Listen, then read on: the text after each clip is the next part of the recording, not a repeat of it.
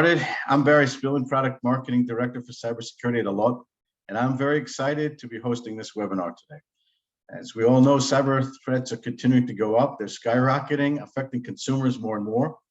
Those consumers are very aware of the threats and they want solutions. And as we've pointed out in previous webinars that we've done, telecom operators are uniquely situated to meet the challenges of providing cyber protection to consumers and small businesses. Now, in today's webinar, we're going to present a unique perspective on how telecom operators can convert the current threat situation into a significant business opportunity. So my guest today is Dr. Edward Amoroso, CEO of cybersecurity research and analyst firm Tag Cyber and research professor at NYU. He is also a former senior vice president and CISO at AT&T. Ed will be unveiling insights from Tag Cyber's research report entitled Integrating Cybersecurity Support for Home and Small Businesses into Telecom Service Infrastructure, demonstrating the opportunity for telcos to meet a growing need to provide cybersecurity services to both consumer, mass market, and small businesses. Ed, thank you so much for joining me today. Well, thanks, Barry. In a moment, I'm going to. Go ahead. Thank you. In a moment, I'm going to turn the mic over to you. But before we get started, I just want to go over two quick housekeeping items. And firstly, this webinar is recorded and will be available on demand on the resources section of the Allot website. And though we won't be having a live Q&A today at the end of the session, I do invite you to ask questions. Use the Q&A tab at the bottom of the Zoom platform, and we will get back to you. I also want to point out that we will be sending you the Tag Cyber report after the webinar session today. So with that, I think we're ready to go. So Ed, I'm going to turn it over to you. That's great. And those are important administrative details. So I'm glad you got through that with the folks listening. So thanks everyone for joining. Barry referenced some research that we did together, Allot and Tag Cyber. It was easy for me because I've spent a lifetime building up to this topic. This is my passion, the idea that telecommunications can play a role in cybersecurity. It's something I've essentially devoted my whole life to. It's a tricky topic in some sense, because when we first started talking about this idea that the telecom carrier can do some security work, right. It raises all sorts of different discussions and debates and opinions amongst observers or buyers or stakeholders like those of you listening. So on the one hand, it makes logical sense that if the carrier is providing connectivity between users and their workloads in cloud or their networks, could be legacy or whatever they're trying to get to, and hackers or malicious intruders could somehow be part of that equation, that the carrier should maybe help out. Well, how much is a point of debate. It makes logical sense of providing the communication and providing the pipe. I remember being interviewed for a magazine maybe 20 years ago, where the cover story was, can carriers provide clean pipes? That was the term that was used at the time. 20 years ago? 20 years probably was a good 20 years. It might have even been longer ago. But it was like this idea that maybe there would be clean pipes, and immediately evokes this idea that maybe there's some privacy things going on, or some snooping or whatever. There's a whole debate about whether the service provider should in fact be have access to the data. It's a silly argument because they have access anyway. When you're doing network management, you have to be managing traffic. Now, whether you're storing or reading, that depends. That depends from one country to the next, one set of laws to the other. But again, this debate around what should the carrier be doing has been with us for quite some time.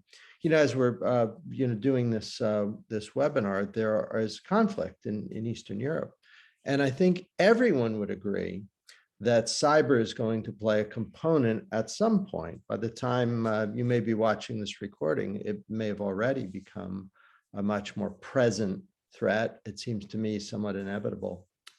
So the fact that your providers, not just telecom, but cloud providers and IT providers would help you seems reasonable. So I would hope as you listen to my points here in the next 25 minutes or so, that you keep that in mind, that at one end of the spectrum, you could be providing a majority of the responsibility to your provider. Let's say you're a very small business and you decide that you'd like your communication service provider or ISP to really play a role. You see them as being an important partner.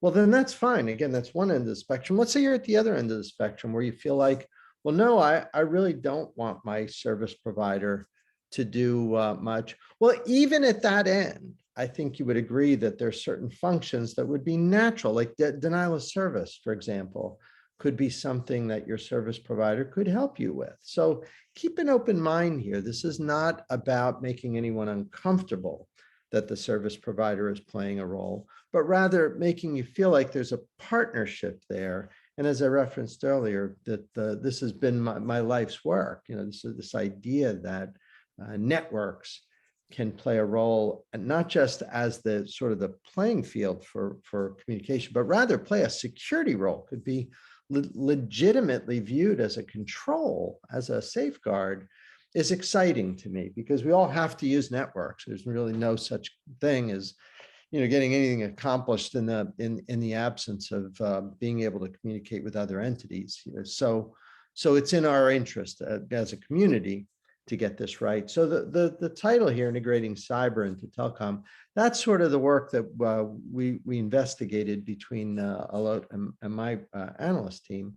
We kind of came up with a model. It's a model that I had expected, but I wanted to make sure we were discovering it together.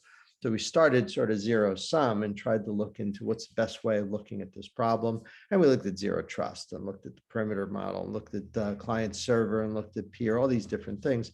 And really what emerged was this idea that there are three different places where the service provider would offer an essential kind of an essential role. It would be in the backbone, it would be at the access points, and it would be on user devices. Now, I want to say a word first about applications.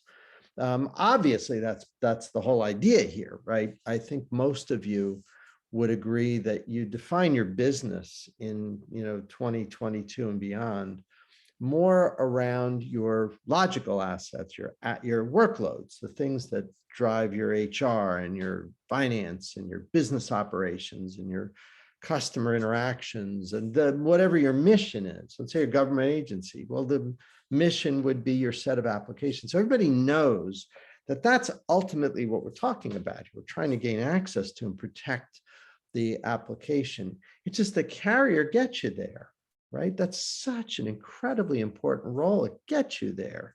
So why shouldn't that be a series of, say, defense in depth controls that just reduce your risk based on whatever you decide your policy should be? Again, the idea here should be something tunable. So we came up with this idea. Again, it's not really all that original, but maybe that's where the best models come. The best models are ones where they connect with your sensibility, with your what you would consider to be something very normal. So this idea that first we would talk about the backbone as an opportunity for looking at control, for enhanced control, as devices are trying to get to apps, the essence of the zero trust session, device to cloud. We saw some advantages and disadvantages to this, and we went into some detail around them.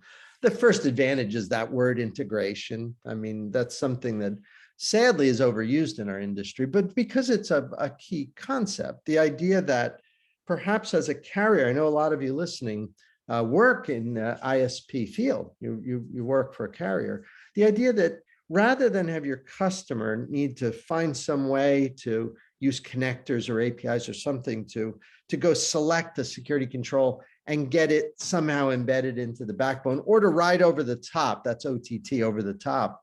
The idea that you'd integrate it and provide that as a service, that seems like a really good idea to me. And we do that with DDoS. And some of you listening may have some other things that you do. There might be some very crude IPS that you're doing. Definitely some visibility and monitoring. I'm sure that a lot of you have dabbled in that. But I'm talking about really doing this at scale. Like the idea would be for you as a carrier to commit to this. And I was excited because when I looked at the Alot platform, I can see that it's ready-made for this type of integration. You can use something else, or you build it yourself, whatever. I mean, my role as an analyst is to encourage this kind of behavior. I want to see you do this. The work I did with Alo made it clear that they'd be a good partner. But that's not the point here. The point is integration means that you've done the engineering work as a carrier so that you can provide a packaged solution to a customer where they don't have to do all that much. They can just sign up and there might be visibility. Like, think about the kinds of traffic telemetry that can be pulled without having to go in and worry about any type of cryptography that might be sitting there. We're all moving toward a Web 3.0 where it's all blockchain and encrypted. We know that's happening. So, going in and peeking at content, a la many of the email providers and others, as we all know they do. That's not what we're talking about here. We're talking about shaping. We're talking about risk management and doing the kinds of things that work in the core. And the core is going to be fiber, wireless, whatever makes sense. The wireless infrastructure is so coded by standards. It's kind of funny when you get a bunch of wireless engineers together. I got a lot of my old friends from, I worked so many years at AT&T when we talk, you talk about wireless infrastructure by naming interfaces. They all have names and personalities. It's super gearhead.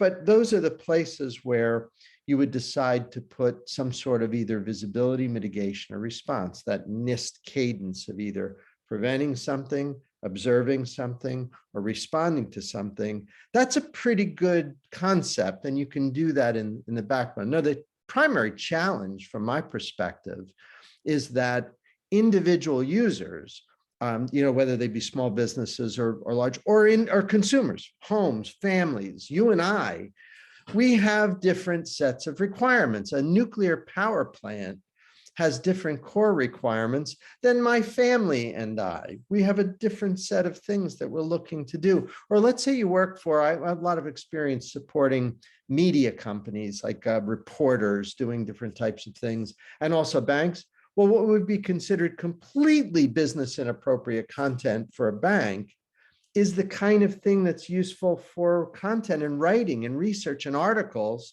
for, say, a newspaper reporter. They need to be getting at things that we would consider, perhaps gritty or even completely inappropriate. That is stuff that a researcher or reporter in media needs access to. So you can't have one size fits all. That's a challenge. So you need to make sure you're working with a platform provider that takes advantage of software and virtualization and the idea that you can dynamically configure to the needs of one customer versus another. So that's hard. That's not an easy thing to orchestrate. So integration, huge opportunity there. It scales, but it does require that you have some engineering, or at least an engineering partner in your platform selection that can do this type of thing. So we start at the core.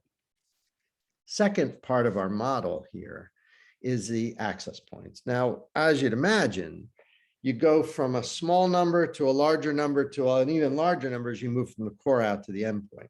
That's certainly true. It's also true in the other direction as you go out toward cloud and then workload and backend and so on, and data, right? So it's like these two funnels that expand outward from the carrier cloud. That's kind of a cool concept because, again, it gives the idea that the cloud plays such a, then when I say cloud as a telecom provider, I mean the communications cloud, the network that plays such a central role in all of the different types of policy enforcements that you're likely to want to do. But at the access network, the biggest advantage that I see, and this may be just because I'm getting kind of old here, I think when I look at virtualized access points and the ability that you can use software to configure at the access level, that's exciting to me because I grew up at a time when that was not an easy thing to do, when you were just the hardware ruled. And if you wanted to reconfigure something, good luck. I also love the idea that software-defined networks allow you to much more efficiently manage a large number of access points. And when I say access network, I'm trying to be general because I know there's a lot of you listening that come from different places, different architectures, and access is maybe the one unifying concept here. This is the edge This is what a CDN provider would call an edge. This is what SASE providers would call. I think they also use edge, right? Gartner has the E in SASE as edge. So it's like that place where the carrier is touching some non-carrier managed infrastructure. And the broadband, LAN, wireless, these are the kinds of things that you're going to be finding your way to from the carrier backbone. That place is virtual now. So that gives unbelievable opportunities to do some creative security stuff. And again, for me, I remember when that was not the case. And I mean, again, maybe if you're under 30, then everything's always been virtualized. If you're, say, over 40, then you know that was not the case. So the feature sets that are available here are amazing. You know, everything from parental controls, if you're a family, if you're into that, that's an important thing for your children, you want to do that, from all the way up to the kinds of business controls that you know, a military group might be concerned with. All of these things are possible because you've got the ability to dynamically reconfigure and manage centrally the SDN. The concept of SDN, the central concept of having an SDN controller, is that instead of touching 80 gazillion routers, for example, even if I have a tool, it's still a pain, you know, and you're reporting up to the boss that we've updated 83%, we're going to get to 92% next week. It's this big decentralized thing. When you centralize it, you change it once and the changes propagate down via the SDN network to these virtualized components. It's very exciting. That's how you virtualize a data center, right? The hardware top of rack switch used to communicate with all these hardware components on a physical rack in a data center. Now it's an SDN controller that goes and provides updates and config changes or whatever you're doing to the virtualized components that sit in a VDC. So these are great. This is the big advantage. Now, the disadvantage, if you're a carrier, see the thing on the bottom, support creep. I don't mean creep as in a person who's creepy. I mean, it's creeping like you're getting, like my observation is that you can let this virtualization get a little out of control. And you have to be careful. You don't want the support to creep into a lot of things that become real issues. I'm talking now to you as security professionals. So when I say support creep, I mean, we want to do security, but at some point when you get all this flexibility, you might be doing things that have nothing to do with security, with performance, with optimization, with reconfiguration. That's useful as a carrier, but you got to be really careful, you know, especially when we get to endpoint, you'll see what I mean, that you don't want to say, overpromise and underdeliver to a customer. You'd rather it be the reverse. You'd rather, you know, provide a very utter clarity on what it is you're doing from a security perspective. It'd be great if you can over deliver. That's the essence of maybe the 101 of good carrier support for customers, to have them be delighted with what you're doing. But you have to be careful because there's a lot of really powerful things that you can do at that access edge. And you have to make sure that as a security team, you're comfortable with that. The example, the clear example of CDNs, right? CDNs always started in the old days with WAN acceleration, not really a security concept. And then they moved into WAF type things and DDoS. And now a CDN is seen as a collage of security, performance, acceleration, and so on. So, you know, if you're a CDN provider, then I don't know whether you're a, you know, a floor wax or a dessert topping, you know, it's sort of your security or your IT or your network. That's the challenge. You have to make sure that you're clear about what it is that you're going to be doing, say, with access routers. Now, the place where the clarity really becomes muddiest is at the endpoint, because this is where the greatest diversity of functionality exists. I mean, just think about it, you know, between a family and a home and a business, a small business, like the endpoints are going to be all over the map. They could be IoT devices, they could be Windows PCs, they could be Macs, they could be company managed, they could be non-company managed. All these different types of things emerge at the endpoint. The easiest case, the cleanest case as an ISP would be families using PCs, you know, to like the kids and mom and dad and everybody having PCs through an access point out to the carrier. In that case, there's a lot of real nice opportunities to partner here. You can select some endpoint provider, partner with them to make sure that you're integrating and working closely with the software that you would drop onto the end user devices, your customer devices. The challenge here, the canonical example that people bring up all the time about what you get with endpoint problems when you deal with the carrier is that, let's say, your teenage son is home and uses an iPad, and let's say it's important to you to do URL filtering, which it should be for both malware and maybe even for say inappropriate content. Whatever you as a parent decide is part of your ethos, you decide that. And let's say you're home. Let's say, for example, malware protection is super important. Well, you've got strong controls, you buy into the package, you're all set, and you worry less about identity risk and other types of things from your teenager clicking on something. Well, then teenager takes the computer and goes down the street and is over, playing video games with their friends on someone else's network. Again, the trivial cartoonish play here is they get infected, they bring it back, they infect your network. I mean, it's not always that simple, but it could be. You just get infected, they've gone around the controls. So that problem is best met by having some sort of endpoint control that's integrated and that travels with the device. I know you can hairpin all that stuff, but that doesn't work. I've been trying hairpin architectures for 30 years. They don't work.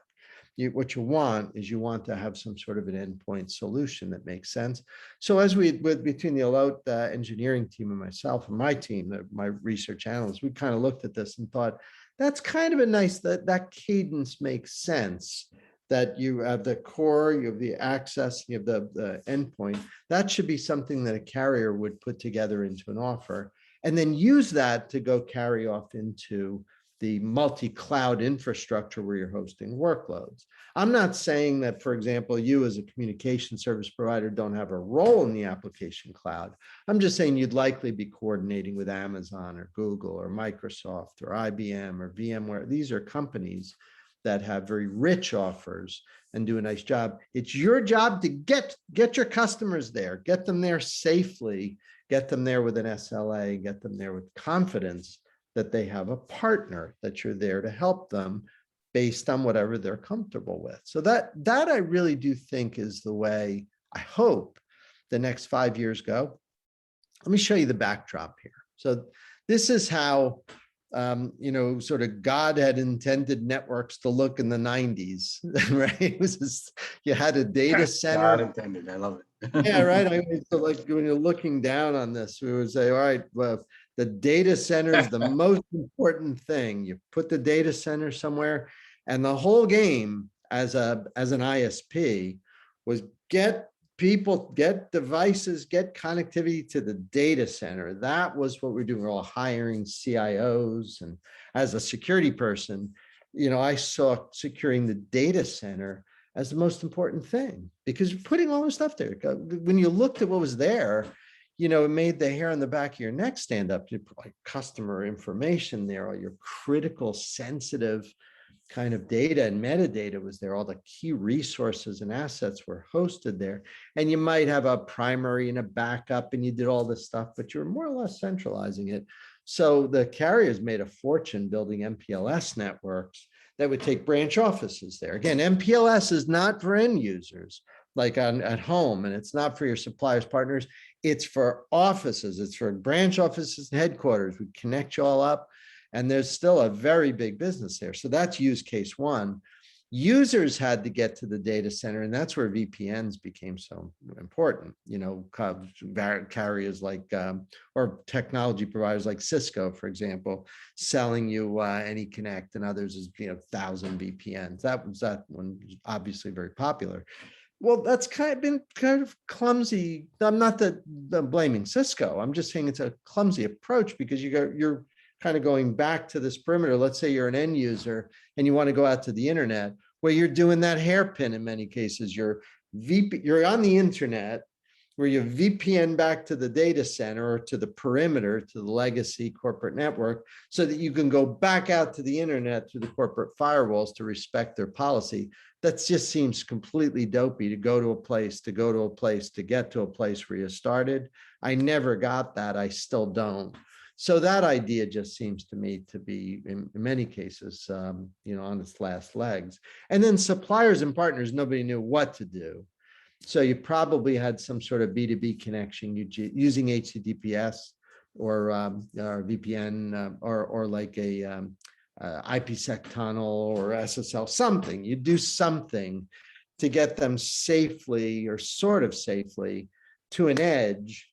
And you might do some silly things like source IP filtering, like you have a workplace in Bangalore.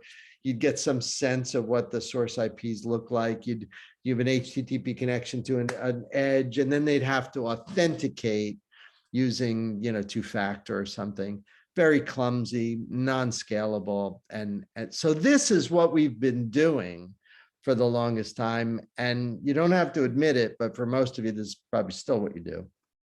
Well, where we're trying to get to is, I'll give a little nod here to Gartner. They came up with this term SASE. I prefer Secure Business Networking 2.0, but I know a lot of you still resonate with that idea of SASE. So this is the way it's gone. Like back here, we had hub and spoke. Back here, it's like a ring, where you draw it with these, again, that edge of the ring. And what's in the middle? You guys listening to me right now, you're the middle of this. You are the thing, you're the glue that holds this together. You should probably put that on the t-shirt. When people say, what is the role of the carrier, the telecommunications or communications carrier, mobility, fiber, whatever, your role is to glue together these edges in modern 3.0 networks. It's exciting. It's an important role.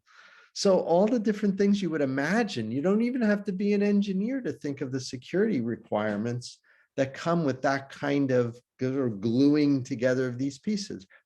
And you can see the pieces here. There's branch office and there's headquarters, corporate office. That would have been MPLS. Now it's a secure edge. And guess what? As I said earlier, of course it's virtual, right? Of course it's programmable. Of course it's automated. And of course it's orchestrated. All those nice terms around that edge. You see the users up there? That's also secure edge. That's been traditionally sort of this ZTNA approach that you see people using, Zero Trust Network Access. The difference between ZTNA and VPN is that everybody's treated the same. Your third-party suppliers, your customers, your employees, they're all hitting cloud workloads using the same model. It's a way better approach than those terrible hairpins and not knowing what to do with a supplier. And then there you see supplier partners. Look at the edge looks the same, wherever you go.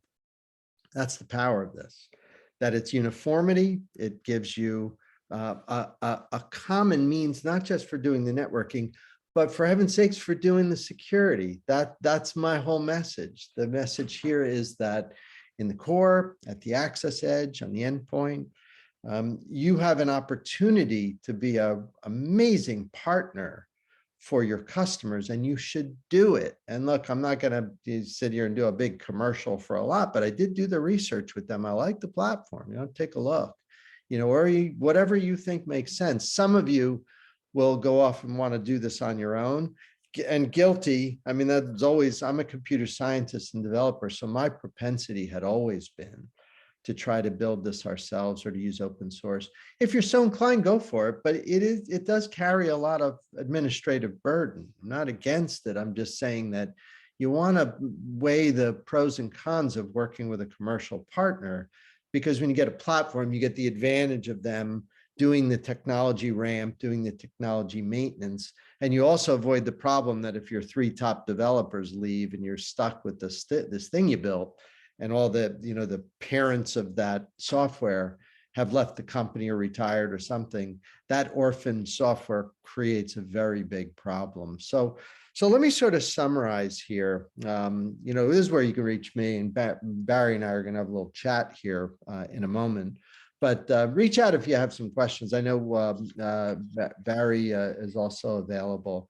And my feeling is that as we move forward in the next few years, you won't even need to come to webinars like this. I think it'll be a very natural, almost assumed idea that the service provider just plays a role just as if, if you're hosting in a cloud, it wouldn't be news that you would ask your cloud provider to offer some enhanced cybersecurity capabilities as you park your workloads in their infrastructure. So Barry, I'm going to kind of turn it back to you for some comments and some discussion here, but hopefully that all made sense to you, and I hope it was helpful to the people who are listening. Well, thank you very much. It was certainly very, very interesting for me, and I'm sure for our audience. And despite what you said, we do like the folks on our webinar, so we continue to invite people to join as we have additional stuff, at least for the short term. In the future, who knows where we go.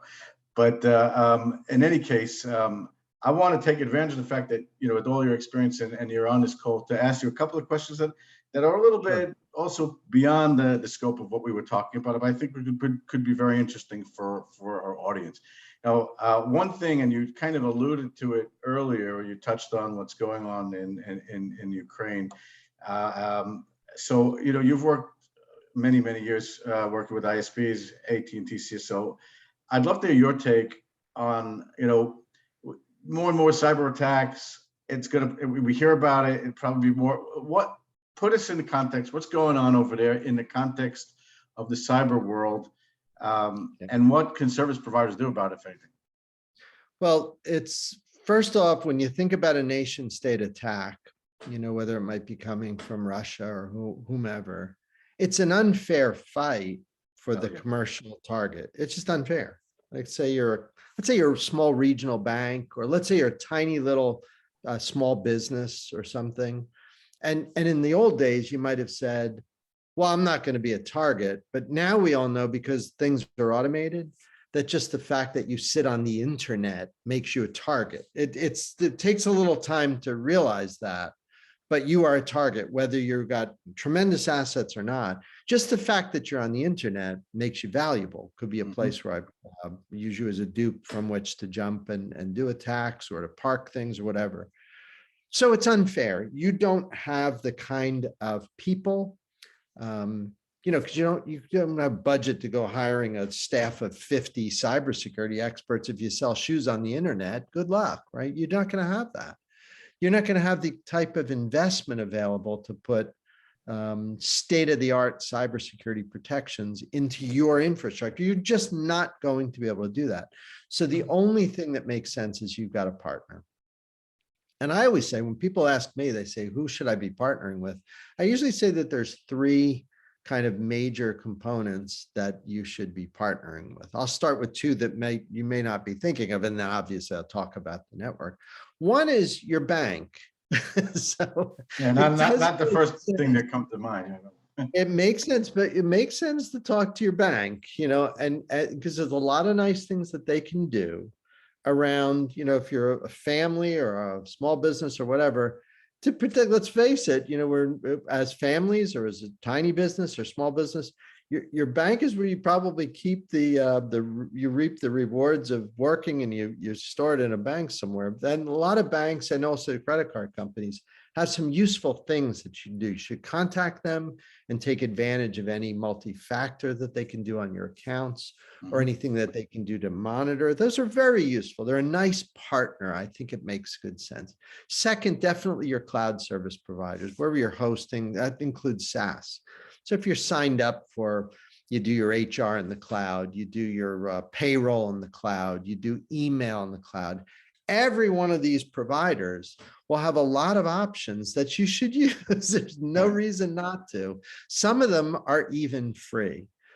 So I think that if you're listening, that's important. And then third, obviously, Barry, you and I would say that your ISP, call the ISP and get some sense of what they're doing, what they can do for you. There's probably a lot of things right now that they can do that will help you. Again, when I say free, that may or may not mean the same thing to different people. But you definitely want to contact your carrier, both for mobility and for your broadband. And if you're a business, whoever your partner is, to find out what's there. But again, the overriding concept here is nation states have a lot of capability and power. And if they're coming after you, don't you want your large partners to help you? can't think of any reason why you wouldn't want that help. And Barry, it might be both backup, but it might be the back line, but also the front line.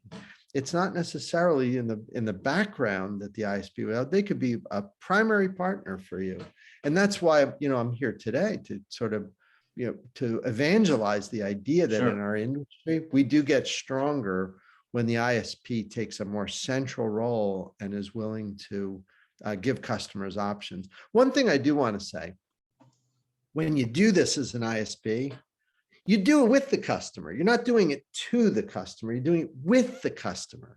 So when people go, oh, I would never, let my ISP, then don't. But if you want to, you do these things under contract, right? You sign a service level agreement. You say, hey, carrier, I want you to do X, Y, and Z. So there's no privacy issue here. There's no inappropriateness. You're working, these your partner, you're doing it with them, asking them to help you.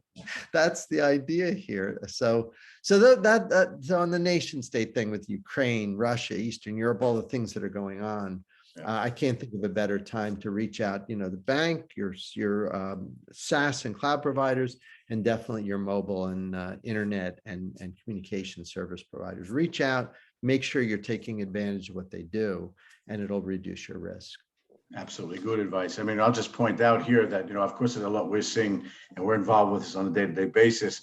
More and more service providers that are offering these services to consumers and small businesses. And recent research that I invite our audience to go and check on our website. We put out a report that did a survey of 8,000 consumers around the world. The bottom line, we won't go into it here. We've talked about it in other forums, that more and more consumers are expecting to be provided those services. They're expecting to get it as a core service from the providers. And I think your point strengthened it from the other side as well. But let's talk about something else that didn't come up in the conversation, but is probably on most people's mind. That's 5G. Okay. Yeah. So, I mean, 5G maybe isn't accelerating as fast as some folks thought it would. And maybe it is. I'd love to get your take on it. But what are your thoughts about where this is all headed? And maybe tackle it also from the point of view of security, because while it brings tremendous promise, clearly the security side of it is, both in the network itself, but also for the consumers who are on that network, which goes back to what we've been talking in general. So I'd love to hear your thoughts. Let's start by using some historical context in 2G, 3G, even 4G LTE. With those types of networks, what we learned, and to our horror, is that as you upgraded from one generation to the next, you were replacing a lot of hardware. And in some cases, doing a forklift and replace of things that still worked. They worked as intended, you just had something better. Right. So that made investments difficult to justify. So Barry, I used to go many times in the early days of wireless and recommend that we place security controls in the network. The problem is the payback period was affected and influenced by the fact that you knew in X number of years, you were probably throwing this network out. I mean, that's just the way it worked. Go back and look, who's running 3G now? No, it's gone. It's not that stuff doesn't work. Again, you're throwing out equipment that was fine. It's like, having a car that still has, another 100,000 miles on it, but you can buy another car that's faster, more comfortable. Sure. So you go, all right, you throw the car. I could never do those who hate do that, right? Drive cars till they have 200,000 miles on them. But so with 5G, that changes. And the reason it changes is it's software enabled. So when people talk about 5G in the media, it's always about speed and capability and IoT and all this stuff. And I get that. I mean, I was sat in some of the standards meetings and I get it. I know that that's what we designed it for. But the thing to me that's so exciting is that the income statements and the proposed investment plans have longer payback, because you can probably imagine that the 5G infrastructure that you're putting in place, because it's programmable, it's software defined, is going to be around a lot longer. Yeah. So I can propose it. you know how that works. When you you go to your boss and you say, hey, I think we should do this cybersecurity in the network. They go, okay, blah, blah, blah. And it costs this much. Right. And then we're going to get this. And at some point you get this really nice payback. Well, if that payback is 5 years and you think the network's going to be around for 5 years, you don't do it. Yeah. But let's say the payback is 4 or 5 years and the network's going to be around for 15 years. You do that every day of the week. I'm making these numbers up. I'm just using them for illustration. You get the idea. Like if the thing's going to be around longer, then the math works. Mm-hmm. So that to me, I know that is like such a telecom specific thing. Like a lot of the gearheads listening here will know what I'm talking about. You do the math and you're trying to convince the marketing teams that this is worth doing. Because all of us, I'm guessing most of the people listening don't need to be convinced that it would be great to put more security controls in the network. I mean, that's just not some crazy controversial thing. It comes down to money. That's what it comes down to. Let's face it. So that's why I like 5G, that I think that people are going to be able to produce better PowerPoint decks that they show to CFO, that where the CFO will look and scrutinize the numbers, and you'll get more yeses than nos. In fact, maybe get a lot more yeses, because again, the programmability gives you the opportunity to do cool stuff in security. So whether it's rolling out fast enough, Barry, I'm not that kind of analyst, so I don't really know. It seems like it's rolling out, but you have to go ask somebody else if they think that it's going out fast enough. No, but I like the way you tackled the question. I think I'm just saying, for security, I think that the virtualization is good for us. Excellent. And ask you one more question, and I'm going to let you go. Okay. So this is also a little bit different, but I think this would be of interest to our viewers in taking advantage of the fact that you're on the call. So when we talk about what's involved when a service provider expands internationally, and quite a few of these folks do, right? You know, this has its own angle to it. You know, providing services in more than one country. That kind of cool way to look at it. What's your take on that? It's a challenge, and you know, you can almost internally come up with different levels of risk based on country. So let's say you're an American firm and you're expanding out to Canada. You know, that's a very different experience than expanding your operation into China. The laws are different, the threats are different, the norms are different. And let's say you decide, let's say you're a carrier, you're going to do something with a load, and you've got this infrastructure that scoots around lots of different countries and country boundaries. What I can tell you is that whatever decisions you've made about network management, period, will extend also to security. So you don't have to come up with something new, like particularly in the core.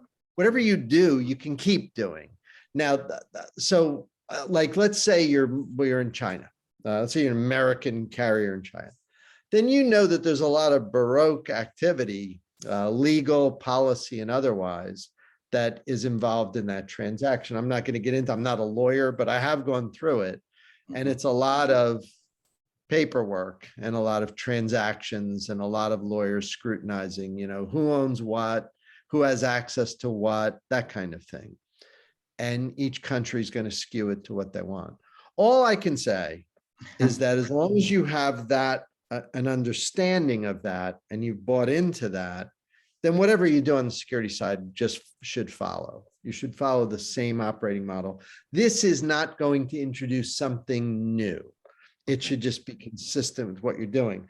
Again, I'm saying that, making it sound great, but this is not, it's not great. It's hard to operate in multiple countries. And that's why, you know, a lot of people listening to me right now who work in carriers have maybe more lawyers than they're comfortable with. It's usually because there's so much policy and regulatory constraints that need to be jockeyed that it's not easy to cross international boundaries. But we're not going to make it harder. There's nothing, for example, about cybersecurity that will dictate some fundamentally different approach to management. There might be different regulatory things that kick in, but you shouldn't have to like go create a new network management model. You should use the one you have.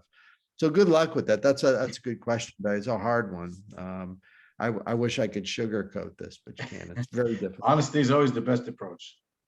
Yeah. Yeah. And in any case, we're going to leave it with that. And I just want to, before I close, I want to thank you for your presentation, your insights, for the report, and also for this chat, which I've very much enjoyed. A lot we can, our audience can learn from you.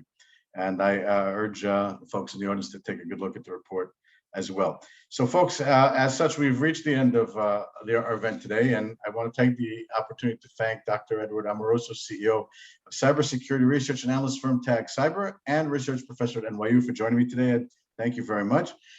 I also want to thank all of you for taking your time from your busy schedules and participating in our webinar today. We don't take it for granted. We know that you're busy folks. I want to remind you that this session is recorded and will be available on demand.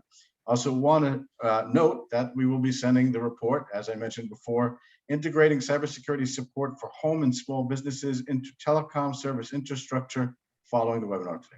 So that brings us to the conclusion of the event. We look forward to hosting you on future and upcoming webinars.